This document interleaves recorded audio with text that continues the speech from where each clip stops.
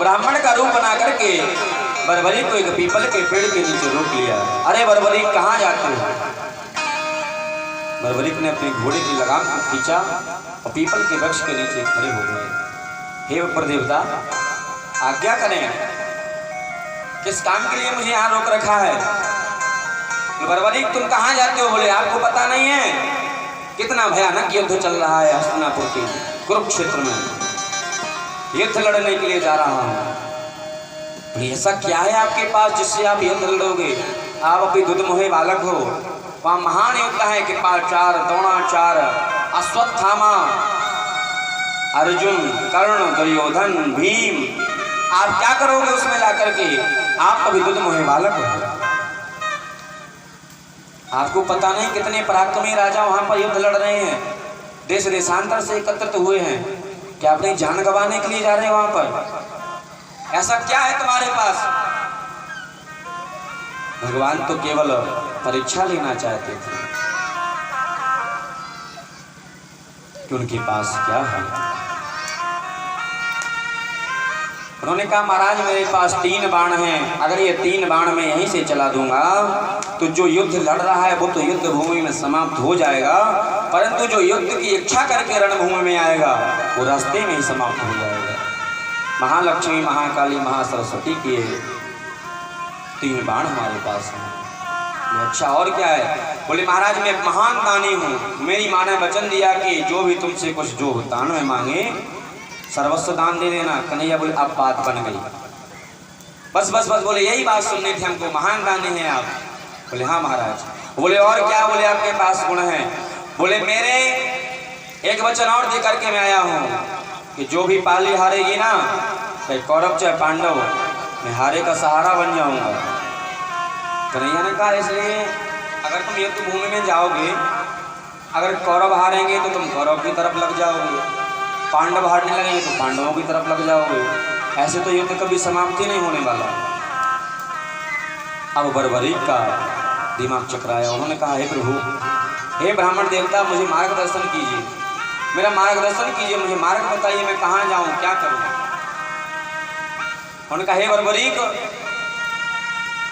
इस पृथ्वी पर एक शीश की आवश्यकता है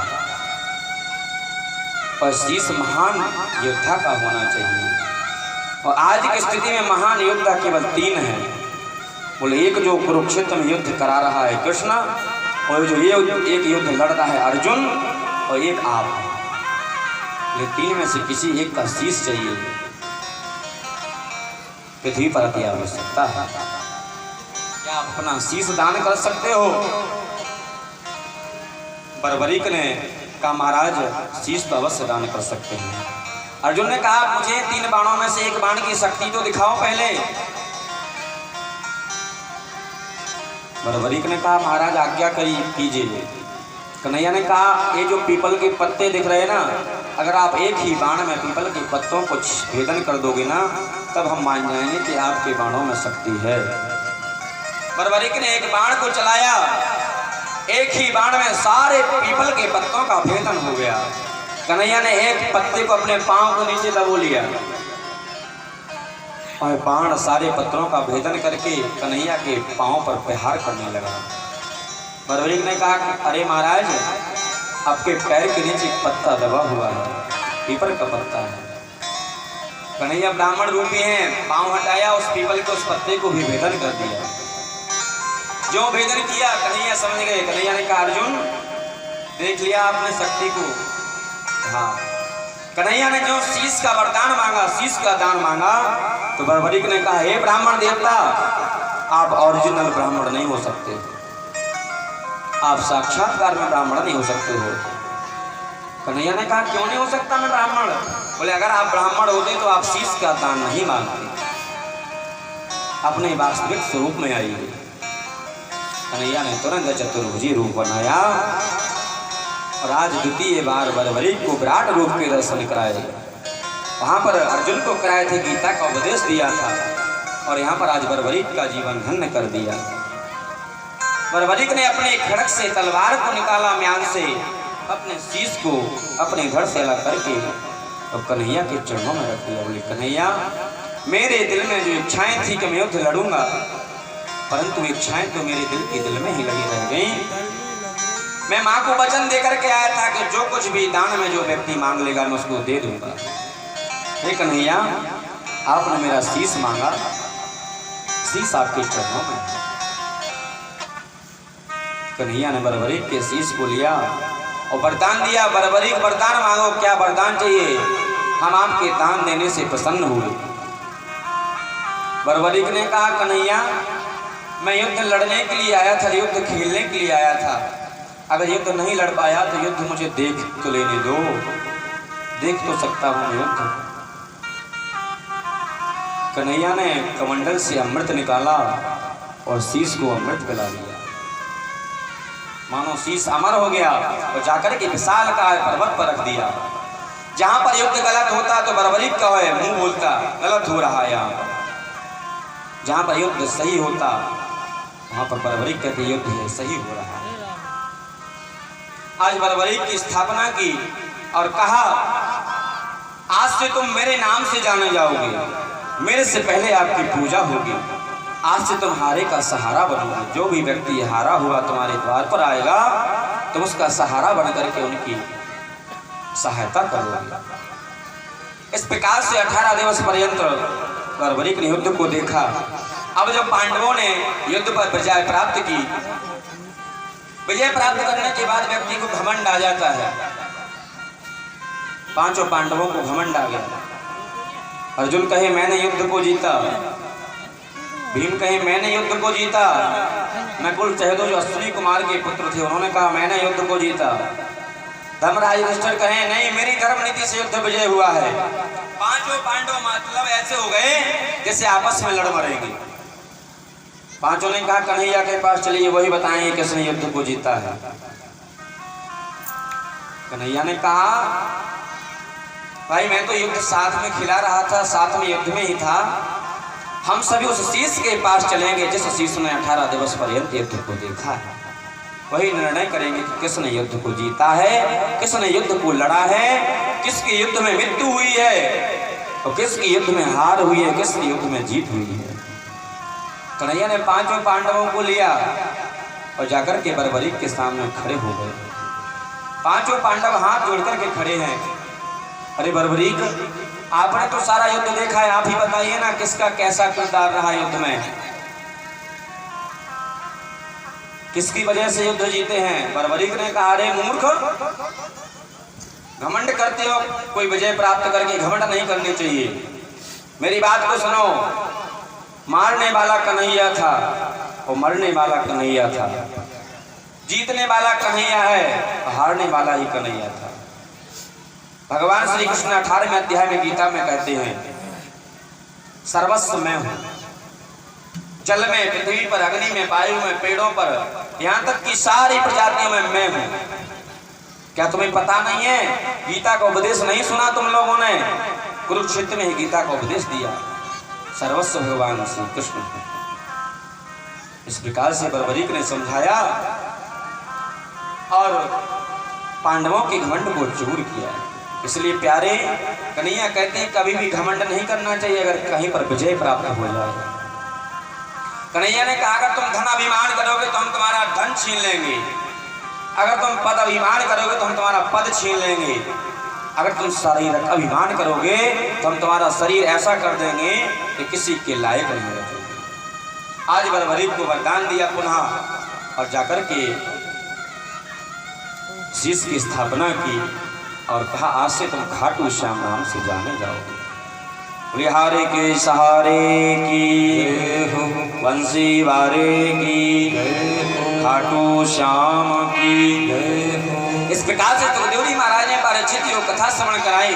का ऐसे योद्धा हुए आपके परिवार में, तो परीक्षित जी महाराज भी कन्हैया के भजन का गुणगान करने लगे। ओ मेरे श्याम सलोने सरकार, बना दो बिगड़ी मेरी। श्याम सलोने सरकार, बना दो बिगड़ी मेरी। ओ मेरे श्याम सलोने सरकार, बना दो बिगड़ी मेरी।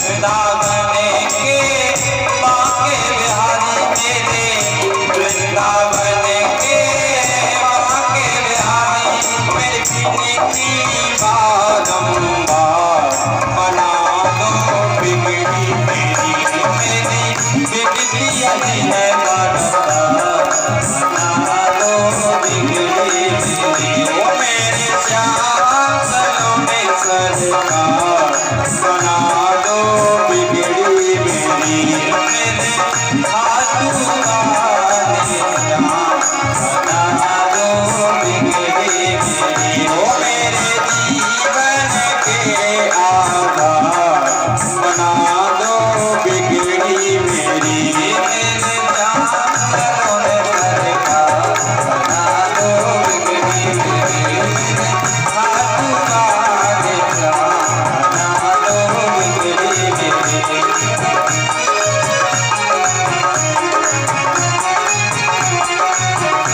मेरे खाटू वाले श्याम बना दो बिगड़ी मेरी, मेरे खाटू वाले श्याम बना दो बिगड़ी मेरी, मेरे जीवन के आधार बना दो बिगड़ी मेरी, मेरे जीवन बारंबार बना दो बिगड़ी मेरी, मेरे खाटू वाले श्याम बना दो बिगड़ी मेरी, मेरे खाटू वाले श्याम बना दो बिगड़ी मेरी।